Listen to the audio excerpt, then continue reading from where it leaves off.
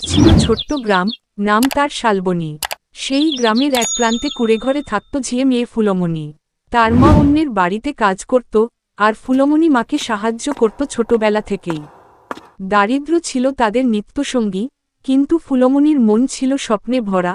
সে ভাবত, একদিন সে রাজকুমারীর মতো সুন্দর জীবন পাবে। ফুলমণির সবচেয়ে প্রিয় কাজ ছিল নদীর ধারে বসে গল্প ভাবা। সে কল্পনা করত, তার ঘর একদিন বড় প্রাসাদ হবে, সে পরবে ঝলমলে পোশাক, আর সবাই তাকে সম্মান করবে। গ্রামের লোকেরা তার এসব স্বপ্ন শুনে হাসত, বলত, ঝিয়ের মেয়ে আবার রাজকুমারী হবে নাকি।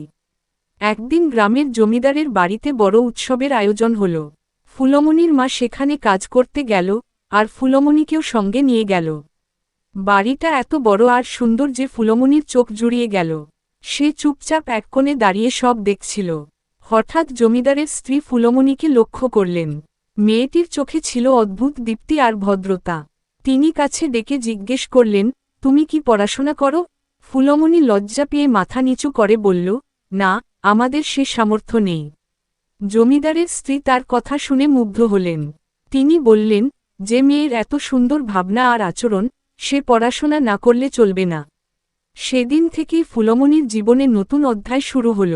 জমিদারের পরিবার ফুলমণির পড়াশোনার দায়িত্ব নিল। সে স্কুলে যেতে শুরু করল, মন দিয়ে পড়াশোনা করল। দিন গড়াতে গড়াতে ফুলমণি গ্রামের সেরা ছাত্রী হয়ে উঠল। তার ভদ্রতা, পরিশ্রম আর স্বপ্ন তাকে অন্যদের থেকে আলাদা করে তুলল। বছর কয়েক পর ফুলমণি বড় হয়ে শহরে পড়তে গেল। সেখানে সে নিজের যোগ্যতায় ভালো চাকরি পেল। একদিন সে নিজের গ্রামে ফিরে এল, কিন্তু আর আগের মতো নয়। এবার সে সম্মানের আসনে বসা একজন সফল নারী। গ্রামের লোকেরা যারা একদিন তাকে নিয়ে হাসত, তারা আজ তাকে রাজকুমারী বলেই ডাকে।